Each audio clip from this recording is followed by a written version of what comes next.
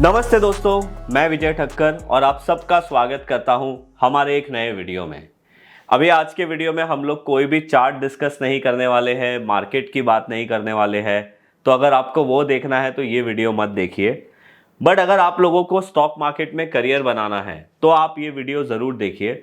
Because आज के video में हम लोग आपको बताने वाले हैं कि अगर आपको रिसर्च एनालिस्ट बनना है तो आपको क्या करना चाहिए, क्या प्रोसेस होता है, क्या सारी चीज़ें होती है, वो सारी चीज़ों के बारे में हम लोग शेयर करने वाले हैं। सो बेसिकली अगर आपको याद होगा तो 21 अगस्त के आसपास मेरा रिसर्च एनालिस्ट का लाइसेंस आया था। मेरा जो नंबर आता है सेबी रजिस्ट्रेशन का, वो आया था। और उसके बाद मैंने अपने ट्विटर और यूट्यूब पे आप लोगों के साथ वो पोस्ट किया था कि भाई अभी मैं रिसर्च एनालिस्ट बन गया हूँ और ये एक अच्छी बात है। आप लोगों ने सबने कॉन्ग्रेचुलेशन भी किया था। बट उसमें बहुत सारे क्वेश्चन हम लोगों को ये आ रहे थे कि सर ये रिसर्च एनालिस्ट आप कैसे बने, इसका पूरा प्रोसेस के ऊपर आप एक वीडियो बनाइए, क्या क्या ज़रूरी होता है रिसर्च एनालिस्ट बनने के लिए और इसके बनने के बाद क्या अपॉर्चुनिटी होती है, उसके बारे में आप हमें बताइए। तो मैंने सोचा कि ये चीज़ के बारे में मैं वीडियो बनाऊँ, उससे अच्छा जिसने मुझे ये सारी प्रोसीजर करने में हेल्प की है मैं उनको ये वीडियो में लेके आता हूँ और आप लोगों के साथ शेयर करता हूँ। तो आज के वीडियो में हमारे साथ है अंजलि जी। अंजलि जी एक कंपनी सेक्रेटरी है और ये सारी जो प्रोसेस का काम होता है, जो कॉम्प्लायंस का काम होता है ना, वो ये लोग करते हैं। ये प्रोफेशनल है ऐसे कामों में। और ये वैसी बात हो गई कि अगर आप खुद करोगे तो आपको समझ में नहीं आएगी क्या करना है, कैसे करना है। और अगर आप किसी प्रोफेशनल को हायर करते हो और अपना काम उससे करवाते हो तो ज़्यादा ईजी होता है। तो सेबी रजिस्ट्रेशन का प्रोसेस थोड़ा सा लेंदी है और उसके लिए ये सारी चीज़ों करने के लिए मेरे पास इतना टाइम नहीं था, तो मैंने इनको अपॉइंट किया था और इन्होंने ये सारी प्रोसेस की थी। और इनफैक्ट सेबी रजिस्ट्रेशन आने के बाद आपको बहुत सारे कॉम्प्लायंस मेंटेन करने पड़ते हैं, तो वो सारी चीज़ें भी मेरी अभी तक यही देख रही है अंजलि जी। तो मैंने क्या किया ना, आज उनको अपने वीडियो में मैं लेके आया हूँ। यहाँ पे अंजलि जी ने पूरा एक प्रोसेस बताया है कि रिसर्च एनालिस्ट बनने के लिए आपको क्या क्या चीज़ों की ज़रूरत है, उसके बाद आपको कौन सी एग्ज़ाम देनी है, फिर आपको क्या करना है। तो सारे स्टेप आज के ये वीडियो में उन्होंने डिस्कस किया है। तो अगर आप लोगों को स्टॉक मार्केट में करियर बनाना है या फिर आप लोगों को ये डाउट है कि भाई रिसर्च एनालिस्ट बनने के लिए या फिर आईआरए बनने के लिए आपको क्या प्रोसीजर को फॉलो करना चाहिए, तो फिर आप ये वीडियो ज़रूर देखना। और अगर ये वीडियो के एंड में आपको कुछ भी अच्छा लगता है तो लाइक ज़रूर करना। कोई भी आपके क्वेश्चन है वो कमेंट्स में ज़रूर भेजना। मैं डिस्क्रिप्शन में अंजलि जी की टीम का जो ईमेल आईडी नंबर है वो भी दे दूंगा, उनकी सोशल मीडिया लिंक का कोई अकाउंट होगा वो भी मैं दे दूंगा, तो आप उनसे भी डायरेक्ट वहाँ पे क्वेश्चन पूछ सकते हो। तो चलो अभी विदाउट वेस्टिंग टाइम जाते हैं और अंजलि जी से पूछते हैं कि आर्य बनने की प्रोसीजर क्या है और क्या क्या चीज़ें हमें चाहिए। Welcome Anjali ji, welcome to the video. कैसे हो आप अंजलि जी? मैं एकदम अच्छी हूँ विजय, आप कैसे हो? मैं अच्छा हूँ। तो यस। अंजलि जी, आज का जो मैंने आपको बुलाया है ना, उसका सबसे बड़ा रीजन या फिर बहुत सारे क्वेश्चन मुझे आ रहे थे कि भाई हम्म। विजय भाई आप तो आर्य बन गए, बट हमें आप बताओ कि आर्य कैसे बनना है, उसका प्रोसेस क्या है। तो राइट। फ्रैंकली मैं आपको बोलता हूँ कि आपको भी पता है, मुझे भी ये सारी चीजें ज्यादा पता नहीं थी।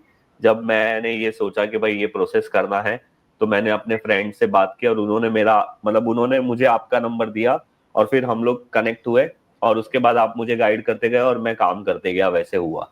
तो अंजलि राइट। जी, आपसे बेस्ट पर्सन कोई नहीं होने वाला है ये सारी चीजों पे आंसर देने के लिए। तो हाँ अभी हाँ। सबसे पहले तो हम आपसे जरूर पूछेंगे कि आरए बनना है या आईआरए बनना है या जो भी पीएमएस बिजनेस करना है उसके लिए क्या करना चाहिए, क्या नहीं करना चाहिए। बट पहले आप हमें बताइए कि आपकी हिस्ट्री क्या है, आप ये सब जो काम कर रहे हो कितने साल से कर रहे हो, ये सारी चीजें। ओके। सो विजय, सेबी का रजिस्ट्रेशन से रिलेटेड जो काम है, भले ही वो आईए आरए आप बोलो, तो वो मुझे 5.5 years हो गया करते हुए। बट ओवरऑल अगर मैं बोलूँ तो इंडस्ट्री का जो एक्सपीरियंस है, इट्स 10+ years नाउ। ठीक है, तो okay. I started in 2015, so I am a qualified company secretary and I have done LLB. तो 2015 से आई स्टार्टेड माय 2015 स्टार्ट से started my journey from Bangalore, जहाँ पे I was into job and hmm. for 5 6 years I was in job, and then after that in 2020 COVID में I started my own practice, and that is where the journey with SEBI also started. Prior to that, I was only focusing on startup funding and all, but now along with that, SEBI also has become a quite major area of practice. तो SEBI का भी काम काफी अभी कर रही हूँ मैं. तो ओके. अभी 5.5 साल हो गए हैं. बहुत सारे लोगों को SEBI registration, corporate, partnership firm, individual, sole proprietorship को करवाया है. ऑल्सो RIA पे जो इन्वेस्टमेंट एडवाइजर की रेगुलेशन पे लाइसेंस के लिए लोग अप्लाई करते हैं, तो उनको भी काफी मतलब एप्लीकेशन सब हमने प्रोसेस कर लिए हैं. तो ओवरऑल 5.5 साल हो गए और अब तो मतलब काफी अच्छा है कि हम और भी एप्लीकेशंस अभी कर रहे हैं. चलो, ये अच्छा है कि मैंने राइट पर्सन को हमारे चैनल पे लाया है जो लोगों को एक राइट एडवाइस और राइट गाइड कर सकता है. तो अंजलि जी देखो, सबसे मतलब मेजर चीज तो ये होती है ना कि बहुत सारे लोगों को पता ही नहीं है कि रिसर्च एनालिस्ट कैसे बनना होता है, उसके पीछे का प्रोसेस क्या है और उसके बाद क्या करना होता है. बहुत सारी ऐसी चीजें हैं. और भी मुझे ऐसा लगता है कि रिसर्च एनालिस्ट बनने के बाद भी बहुत सारे लोगों को कंफ्यूजन होता है कि बाद में क्या करना है क्या नहीं करना है. जैसे अभी मैं बन गया हूँ, तो मैं ऐसे ग्रुप में हूँ जहाँ पे बहुत सारे रिसर्च एनालिस्ट हैं, तो कुछ ना कुछ कंफ्यूजन चलते रहता है बहुत सारी प्रोसेस को लेकर. और उसमें क्लियरिटी रहना बहुत ज्यादा इम्पोर्टेंट है, क्योंकि एक बार आप रजिस्ट्रेशन हो जाते हो गवर्नमेंट अथॉरिटी के साथ, तो फिर आपको सारी जो कॉम्प्लायंस है वो प्रॉपर फॉलो करना इट्स वेरी इंपॉर्टेंट.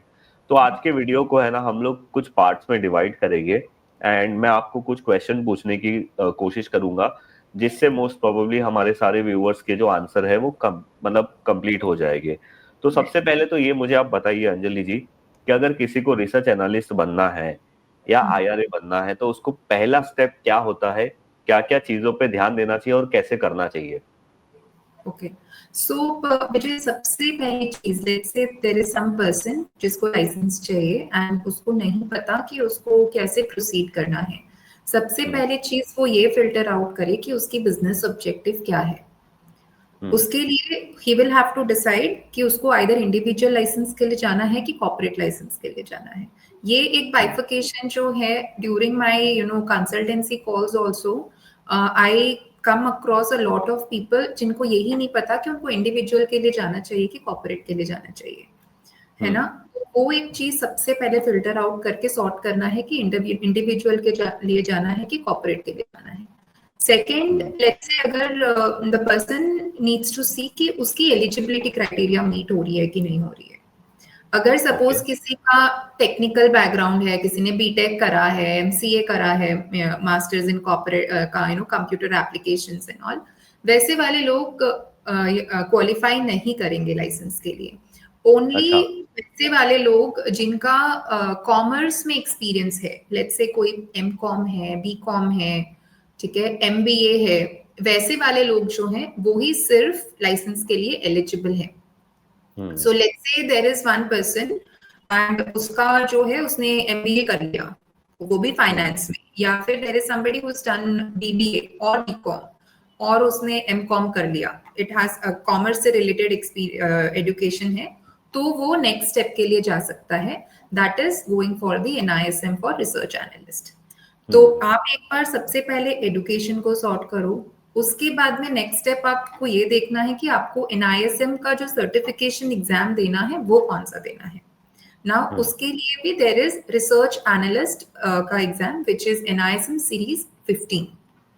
तो आप NISM के वेबसाइट पे जाकर के बहुत इजीली सर्च कर सकते हो NISM सीरीज 15 एंड उस पे जो भी है, तो उसका प्रोसेस ये रहता है कि आपको एग्जाम के लिए एनरोल करना पड़ता है एंड देन एक जो भी आपने डेट चूज किया है एग्जाम के लिए, you have to go and give the exam. तो वंस आपका जो NISM का सर्टिफिकेट आता है वो 3 इयर्स के लिए वैलिड रहता है. तो विद इन 3 इयर्स आप कभी भी फिर लाइसेंस के लिए जा सकते हो. यहाँ पे एक चीज मैं हाईलाइट करूंगी, काफी लोगों को ना ये कंफ्यूजन भी रहता है कि सपोज किसी ने NISM सीरीज 15 क्लियर कर लिया तो उनको ऐसा लगता है कि वो रिकमेंडेशंस दे सकते हैं. ओके. हाँ, बट ऐसा नहीं है, ये एक प्री रेक्विजिट है, ये क्राइटेरिया है सेबी से लाइसेंस लेने का. जब तक आपके पास सेबी का लाइसेंस नहीं आता है, आप रिकमेंडेशंस नहीं दे सकते हो। तो ये हो गया करेक्ट। हाँ, तो सबसे पहली चीज है एलिजिबिलिटी चेक करना। उसके बाद में हम्म। आपको ये देखना है कि आपको एनआईएसएम का एग्जाम आपका है कि नहीं है। तो वंस एनआईएसएम इज क्लियर्ड, ठीक है, तब फिर you will have to go to the third step which is hmm. Applying with SEBI for the license. Okay. ठीक है। अभी यहाँ पे यस। ये वाले पार्ट में मेरा एक दो क्वेश्चन है, मैं आपको पूछना चाहता हूँ। जैसे आपने बोला कि सबसे पहले तो हमें ये देखना पड़ेगा एजुकेशन के बारे में, वो आपने जो बता दिया वो क्लियर है। उसमें सिर्फ मेरा एक छोटा क्वेश्चन है कि ये एमबीए वाला जो आपने बोला, वो डिग्री एमबीए फाइनेंस हो गया, सेल्स हो गया, या फिर कोई और एमबीए है, तो ये स्पेसिफिकली फाइनेंस में रहना जरूरी है? Yes, so Vijay it has to be mandatorily in finance या फिर बिजनेस मैनेजमेंट बोलो या कोई चीज। जैसे सपोज किसी ओके। का एचआर में है या सपोज किसी का मार्केटिंग में है, तो वो हाँ, नहीं मतलब अलाउड है। लेकिन क्वालिफाई अभी कर सकता है। यहाँ पे वो क्वालिफाई, अभी करेंटली तो वो क्वालिफाई नहीं कर रहा। बट सेबी का एक प्रेस रिलीज आके रखा हुआ है जहां पे सेबी ये बोल रहे हैं कि graduation in any field will be allowed for the licence. लेकिन वो प्रेस ओके। रिलीज हो गया है, बट हम अभी सर्क्यूलर का वेट कर रहे हैं। तो अगर वो ठीक सर्क्यूलर है। आ जाता है हमारा, तब फिर the eligibility criteria will change of course, क्योंकि वहां पर हम कोई भी फील्ड ऑफ एजुकेशन जो है वो क्वालिफाई करेंगे। अभी करेंटली अगर मैं बोलूं तो करेंटली जो है only experience in the field of finance और commerce will be eligible. Okay. और ये जो आपने इसमें बोला था कि कॉरपोरेट और इंडिविजुअल, तो इसमें मेजर डिफरेंस क्या होता है जो हमें ध्यान देना चाहिए? सो कॉर्पोरेट में क्या है विजय कि आप कॉर्पोरेट एक सेपरेट लीगल एंटिटी है, ये चीज हमको हम्म। पहले देखना है, राइट। तो किसी का अगर बिजनेस का विजन ये है कि उनको एक एंटिटी के अंदर में म्यूचुअल फंड का भी लाइसेंस लेना है, एजुकेशन भी हम्म। चलाना है, देन फिर लेट्स से उनको और भी बिजनेस एक्टिविटी करनी है, टेक का उनको पार्ट इंट्रोड्यूस करना है as a technology software services etcetera, and the vision is not मतलब कन्फाइंड टू वन पर्सन, उनको एक बहुत बड़ा ऑर्गेनाइजेशन स्ट्रक्चर या बड़ा करना है, देन आई रेकमेंड कि आप कॉर्पोरेट लाइसेंस के लिए जाओ। लेकिन कोई अगर है जिनको सिर्फ रिसर्च का काम करना है, उनको अदर बिजनेस एक्टिविटीज में ज्यादा इंटरेस्ट नहीं है, तब फिर वो इंडिविजुअल आरए के लिए जा सकते हैं। बिकॉज आरए इंडिविजुअल का सबसे बड़ा कॉन्स्ट्रेंट ये है कि आप किसी कंपनी में डायरेक्टर नहीं रह सकते हो। आप अगर इंडिविजुअल आरए लेते हो, आप सब ब्रोकर नहीं बन सकते हो, राइट। तो वंस बिफोर डिसाइडिंग ये सारे फैक्टर्स को इवैल्यूएट करना बहुत जरूरी है, क्योंकि एट टाइम्स मैंने ऐसा भी देखा है कि किसी ने बहुत जल्दीबाजी में इंडिविजुअल लाइसेंस ले लिया, एंड देन जब पूरा बिजनेस प्लान डिस्कस हुआ तो फिर ये रियलाइज्ड कि नहीं, मुझे तो कॉर्पोरेट लाइसेंस लेना था, बिकॉज उसको सब ब्रोकरशिप भी अपनी कंपनी के नाम पे लेना है, उसको एमपी का भी लाइसेंस लेना है। तो ऐसे ऐसी करेक्ट। चीज से बेटर है कि सबसे पहले आप ये डिसाइड करो कि आपका बिजनेस ऑब्जेक्टिव क्या है। बिकॉज हम्म। सेबी के पास एप्लीकेशन जाने के बाद में 3-4 महीने आपके वहां जाते हैं, राइट। उसके बाद में अप्रूव होने के बाद में उसके खुद के प्रोसेसेस रहते हैं, and then if you go for corporate licence, तो इट डजंट मीन कि ट्रांसफर हो रहा है, आपको एक फ्रेश पूरा एप्लीकेशन करना पड़ता है। ओ। तो it is wastage of time and energy, and आपका बिजनेस पे बहुत इफेक्ट करता है। तो इसका सबसे बड़ा फैक्टर जो है वेयर आई हैव सीन कि लोग बोलते हैं कि नहीं हम इंडिविजुअली लेंगे, इज द सेबी का फीस। सो इंडिविजुअल के लिए क्या है, सेबी की फीस इज 15,000 प्लस जीएसटी, मतलब सेबी का एंड बीएससी का दोनों का मिला करके। But for hmm. Corporate it is 5,50,000 plus GST. तो that becomes a very major deciding factor कि वो जबरदस्ती अपने आप को पुश करते कि नहीं मैं पहले इंडिविजुअली लेता हूँ, क्योंकि वो 5.5 लाख उनको बहुत ज्यादा लगते हैं। हम्म। हाँ, तो मेरा ओके। तो सजेशन ये यही रहता है कि don't do that. Okay, so got it. मतलब ये एक पहले से आपका बिजनेस प्लान आपके माइंड में होना चाहिए, और उस हिसाब से आपको फिर इंडिविजुअल लेना है या कॉर्पोरेट लेना है, ये आपको डिसाइड करना है। ओके। अभी तो ये हमने बात किया कि भाई आरए बनने के पहले आपको क्या क्या चीजों पे ध्यान देना चाहिए। अभी सेकंड मेरा क्वेश्चन ये है कि भाई जैसे समझो कोई पर्सन ने सारी चीजें सोच ली, एजुकेशन भी उसका प्रॉपर है जैसे रिक्वायरमेंट है, अभी तक जो रिक्वायरमेंट है उसके हिसाब से है, सारी चीजें बराबर है, और इसने डिसाइड कर लिया कि भाई इसे, फॉर एग्जांपल हम लोग ऐसे ले रहे हैं कि इंडिविजुअल लाइसेंस लेना है, या चलो कॉर्पोरेट कोई भी हो गया। तो अभी जैसे आपने खुद ही बोला कि NISM का एग्जाम देने का मतलब ये नहीं हो गया कि भाई आप आरए बन गए, राइट। ये आपका एक आप टेस्ट बोल सकते हो कि ये एक मैंडेट है, ये होना ही चाहिए। तो अभी इसके बाद का स्टेप क्या है एक रिसर्च एनालिस्ट बनने का, जो हमारा सेबी रजिस्ट्रेशन नंबर आता है, वो स्टेप क्या है और उसे कितना टाइम लगता है?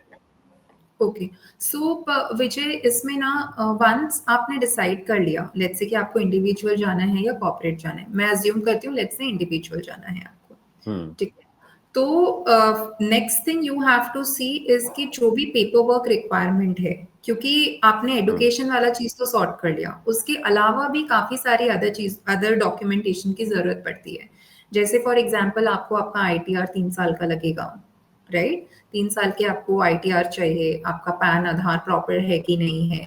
देन आपको आपका लेट्स से आप इंडिविजुअल लाइसेंस के लिए जा रहे हो, तो आपको शॉप्स एंड एस्टैब्लिशमेंट सर्टिफिकेट लगेगा, which is nothing but a trade licence. तो ये बहुत एक स्टेट स्पेसिफिक डॉक्यूमेंटेशन होता है कि जहाँ पे जो भी स्टेट में आप अपनी रजिस्टर्ड ऑफिस कर रहे हो, तो आपको वो वाले स्टेट के शॉप्स एंड एस्टैब्लिशमेंट सर्टिफिकेट एक लेनी पड़ेगी।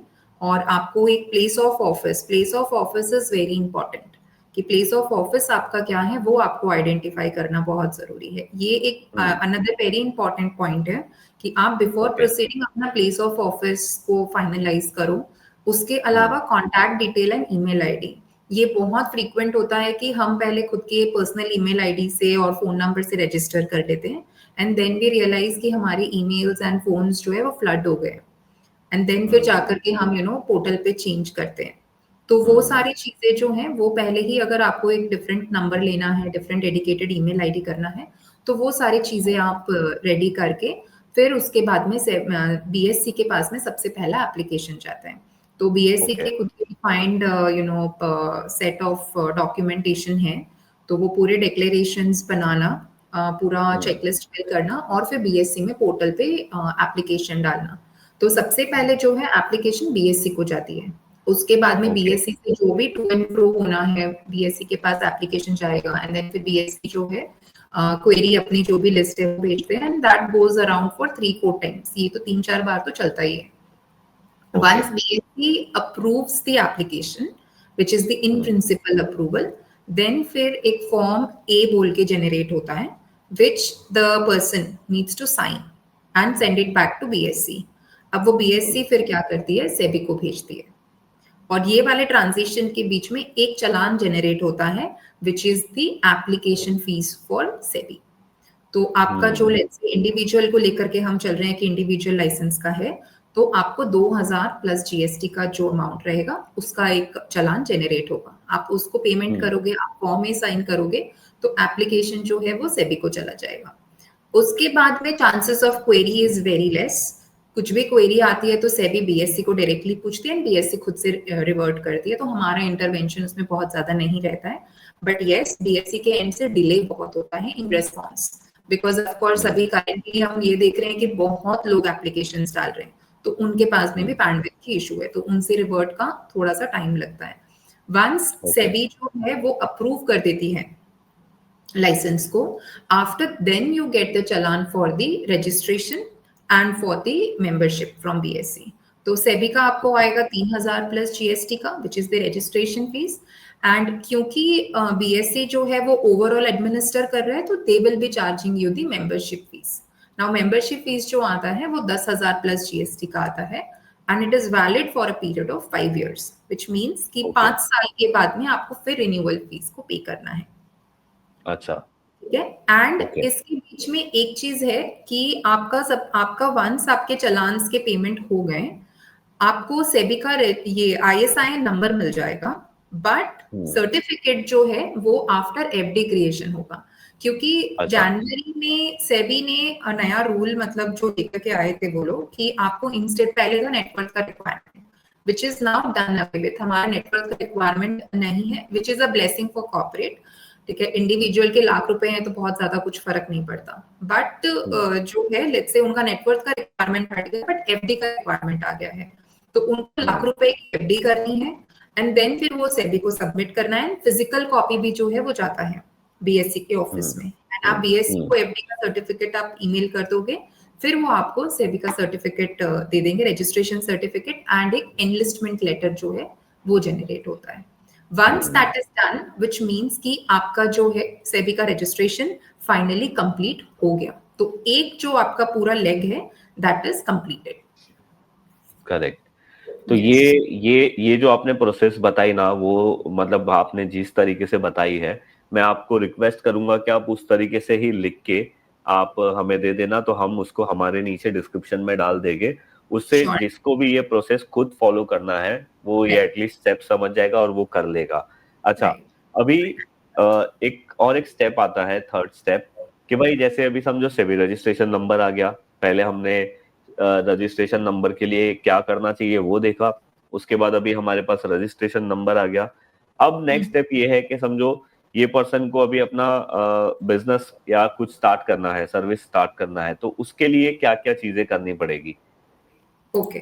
सो सी विजय, मतलब द नेक्स्ट स्टेप जो मैं बोलूंगी, डिपॉजिट वाला हमारा हो गया कंप्लीट, आपका हम्म। सर्टिफिकेट आ गया। उसके बाद में हम्म। नेक्स्ट स्टेप इज कि लाइसेंस के बाद में ना कुछ मैंडेटरी रजिस्ट्रेशंस हैं जिसको हम पोस्ट लाइसेंस रजिस्ट्रेशन बोलते हैं। हम्म। तो मैं ईच को एक्सप्लेन करती हूँ। देयर आर 5, ठीक है, हाँ। जिसमें से 4 आर मैंडेटरी, एक जो है वो वॉलंटरी है, आपके बिजनेस मॉडल पे डिपेंड करता है।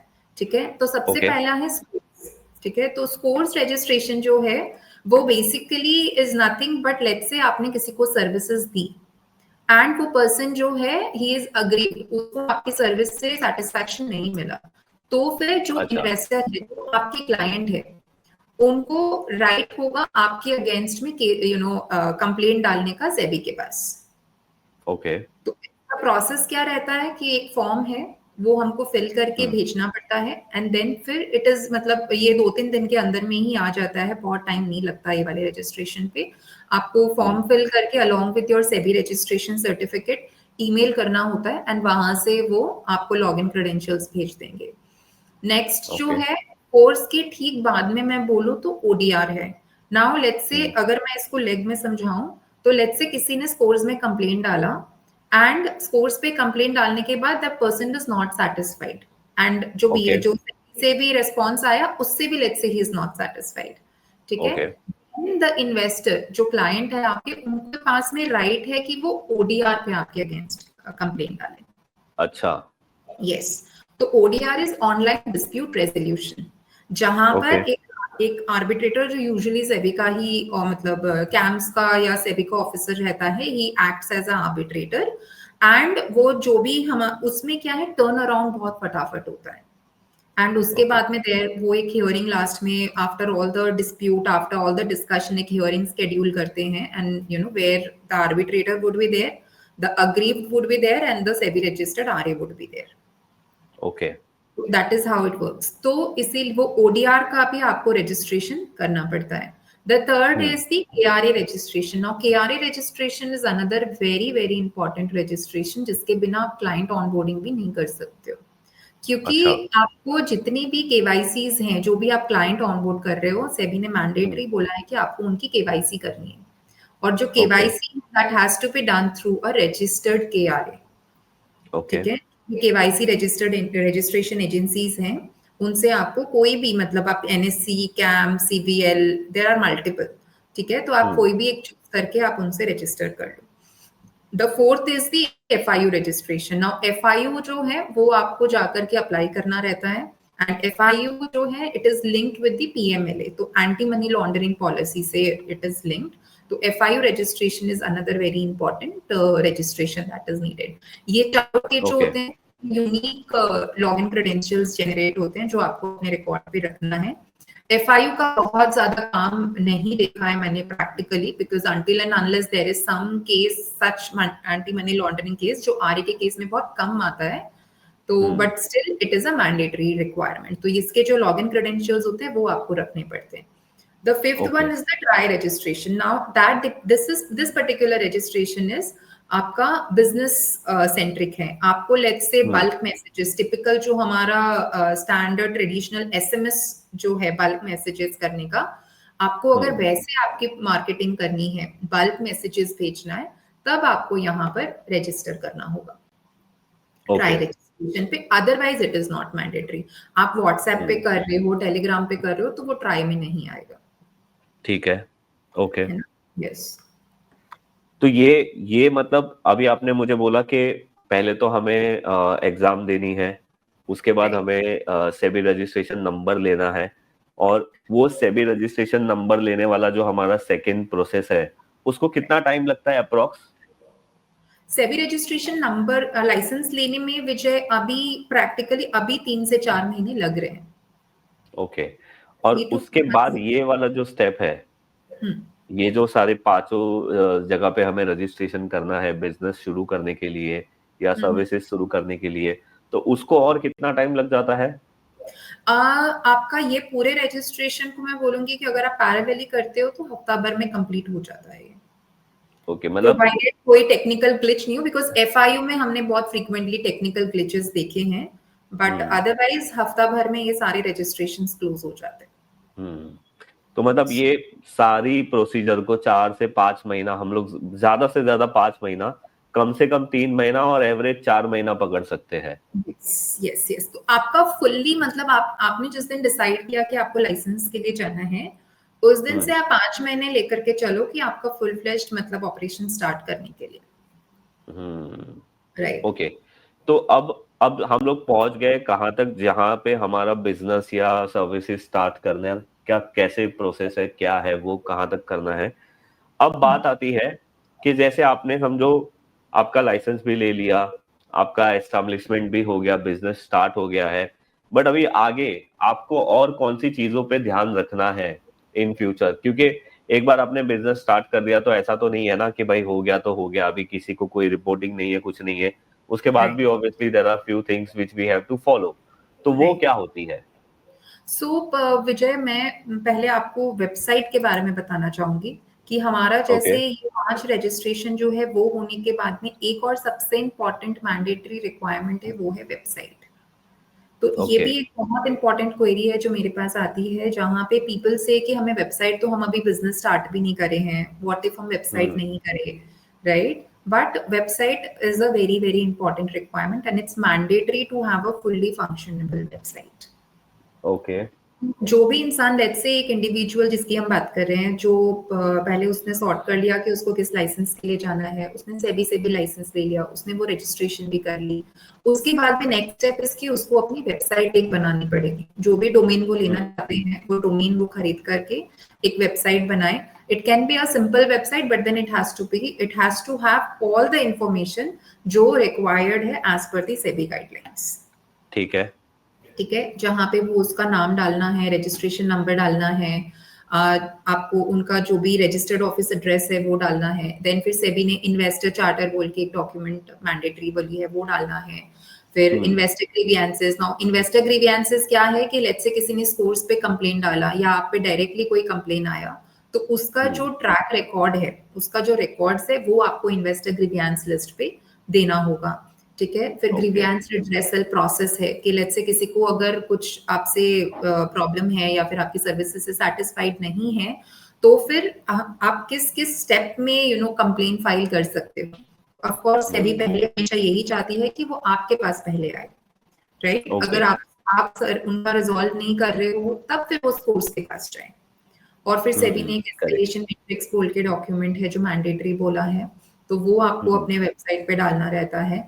आप जो भी इन्वेस्टर चार्टर ग्रीवियंसेस, उसके बाद में डिस्क्लेमर्स है, डिस्क्लोजर्स है। तो सेबी ने हम्म 2 बहुत इंपॉर्टेंट डिस्क्लेमर बोले हैं जो आपके वेबसाइट के फुट पे आना पड़ेगा।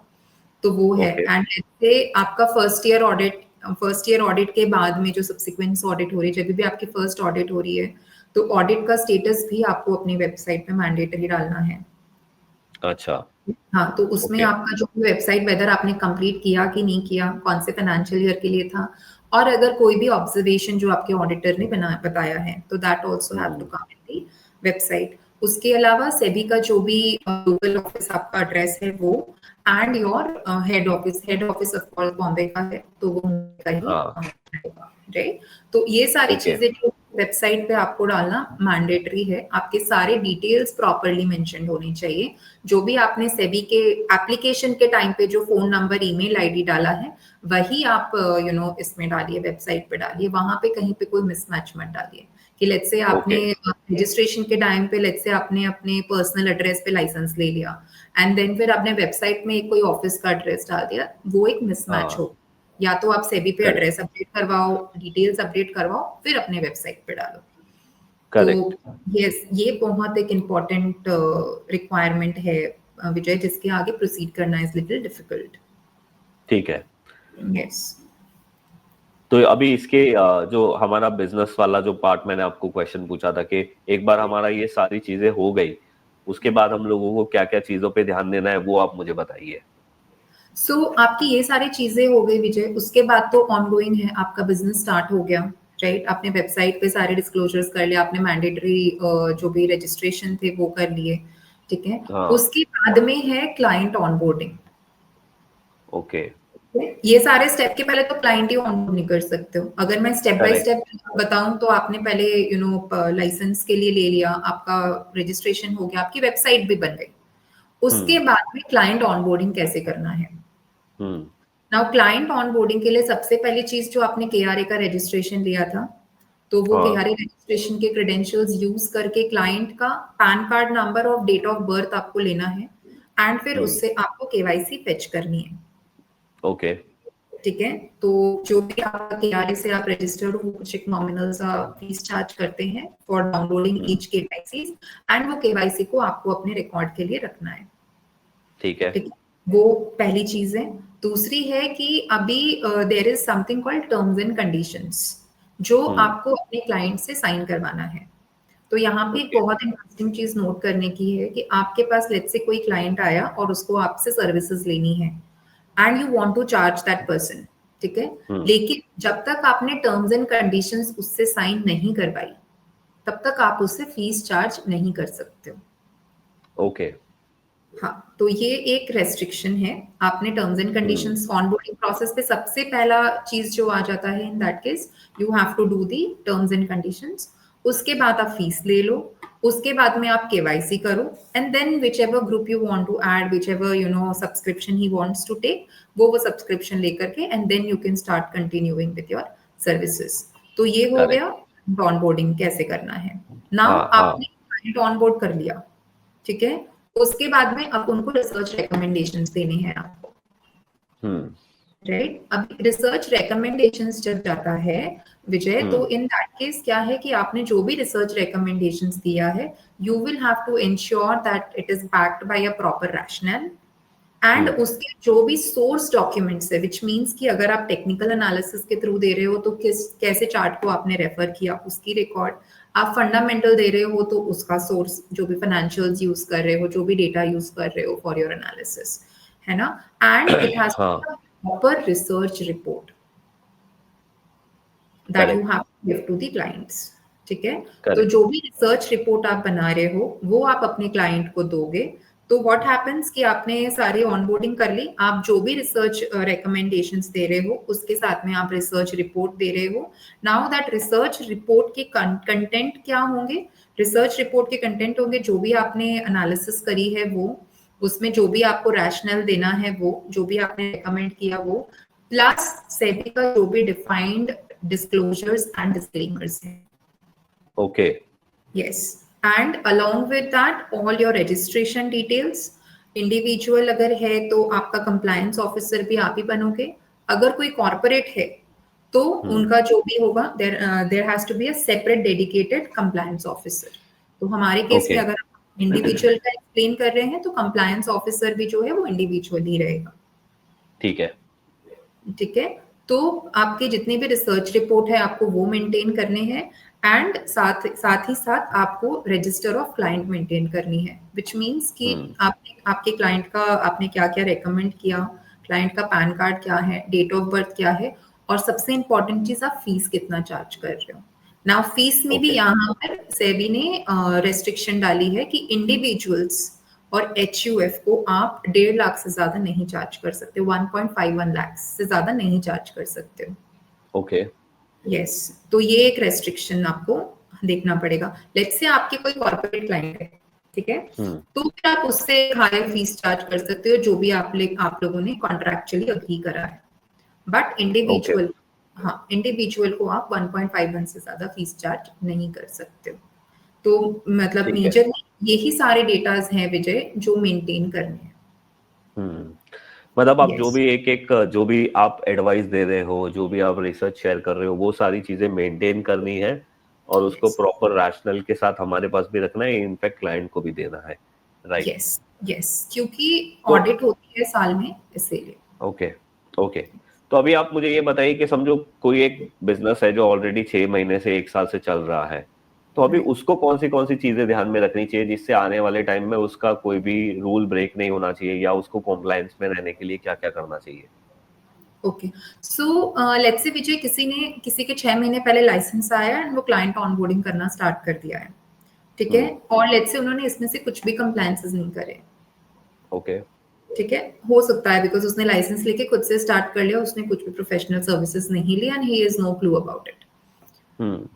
तो फिर इन दैट के सबसे पहली चीज है कि उनको सारे जो भी क्लाइंट्स हैं, हम्म।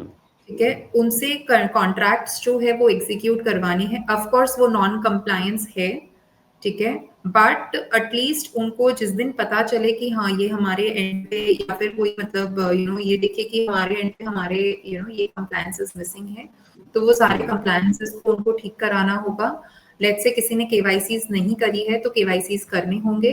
And hmm. रिसर्च रिपोर्ट्स का ऐसा है कि जो रिसर्च रिपोर्ट नहीं मेंटेन करे हैं, it is not possible to go and do a backdated research reports. Hmm. Hmm. वो फिर ये है कि आगे जब भी आपको पता चले उसके बाद से एटलीस्ट आप रिसर्च रिपोर्ट्स एंड और प्रॉपरली मेंटेनिंग स्टार्ट कर दो।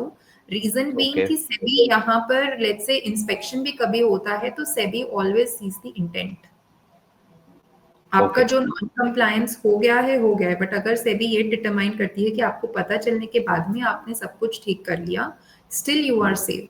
लेकिन वो भी फिर इतना ओके। डिले नहीं होना चाहिए कि the damage is too big. Okay. Yes. तो ये कौन सी ऑडिट्स होती है बिजनेस स्टार्ट होने के बाद? सो विजय आपका सारा ये सेटअप हो जाता है, उसके बाद में आपकी हाफ ईयरली 2 रिपोर्टिंग है विजय, ओके। ठीक है। I will take this. Yeah. तो हाफ ईयरली 2 रिपोर्टिंग है, one is the salary reporting and periodic reporting. तो ये जो हाफ ईयरली रिपोर्टिंग है, it has to be done twice for the period okay. अप्रैल से लेके सितंबर जो होता है, उसकी रिपोर्टिंग अक्टूबर में होती है, ठीक है, एंड जो अक्टूबर से लेकर के मार्च की होती है उसकी रिपोर्टिंग अप्रैल में होती है। ठीक है। एंड ये इसमें एक और चीज मैं ऐड करना चाहूंगी, बहुत सारे अभी रिसेंट में ही आए थे जिनका licence let's say August and में आया है, हम्म। एंड उनका क्वेश्चन ये था कि अरे हमने तो कुछ स्टार्ट ही नहीं किया है, हम ये रिपोर्टिंग क्यों करें। जैसे मुझे याद है आपने मेरा सास करके कोई रिपोर्टिंग था ऑडिट, वो हमने किया था, right? Right hmm. Right right. तो इररिस्पेक्टिव आपका अगर लाइसेंस 29 ऑफ सितंबर को भी आया है, तो भी हम्म। सेबी का ये कहना है, क्योंकि we had a discussion with the BSC officer, so BSC ने हम्म। यही कहा कि आपका अगर एक दिन पहले भी आया है तो भी आपको ये रिपोर्टिंग करनी है। करेक्ट। हाँ, भले ही वो नील रिपोर्टिंग करो बट वो रिपोर्टिंग करनी मैंडेटरी है, तो it can not be skipped. तो ये राइट। सेम के ये दोनों पीरियड के लिए है।